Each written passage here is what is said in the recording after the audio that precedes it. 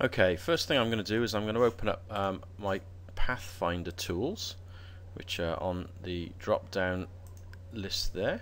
I'm just going to position them over here somewhere for the minute so I can get to them easily.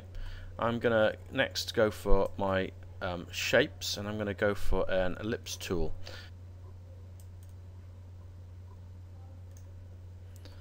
So I've just drawn an ellipse out there, and I'm just going to move that slightly.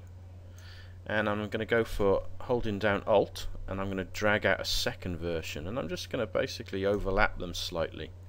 Now the thing is with Pathfinder Tools, there's 4 different versions along here, and basically if you hover over them it says what they do. So that one says unite, that one says minus, intersect and exclude. Now that doesn't mean very much, but basically if you select more than one object at the same time, so I'm going to select both of these, and by clicking on the various buttons here I get different effects.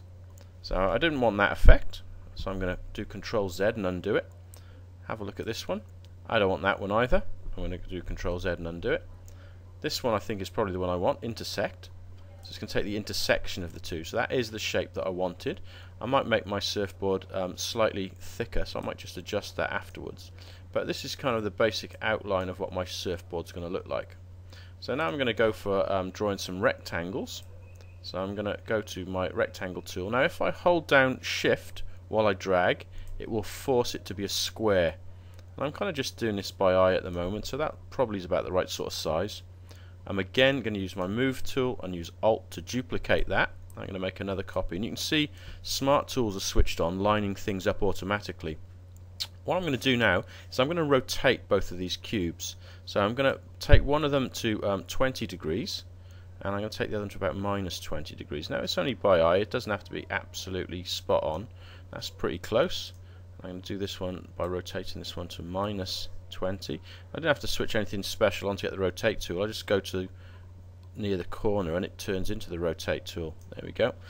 And I'm going to now drag one over the other until the corners match up there.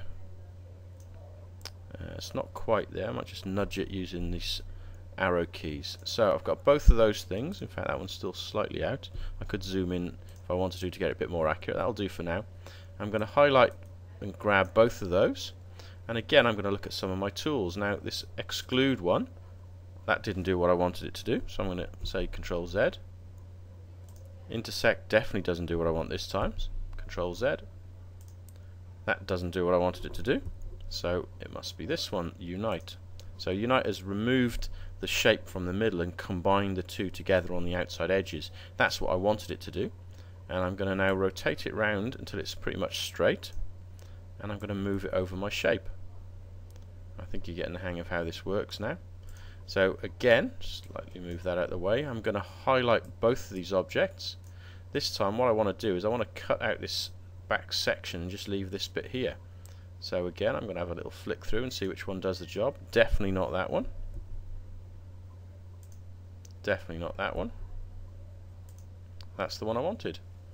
So there's my surfboard shape now. I can move that around and duplicate more of them later on when I need it, but basically that's what I'm trying to create, a surfboard outline. So I need to save that now before I move on. Same as normal, save as, give it a name, and we're ready to go.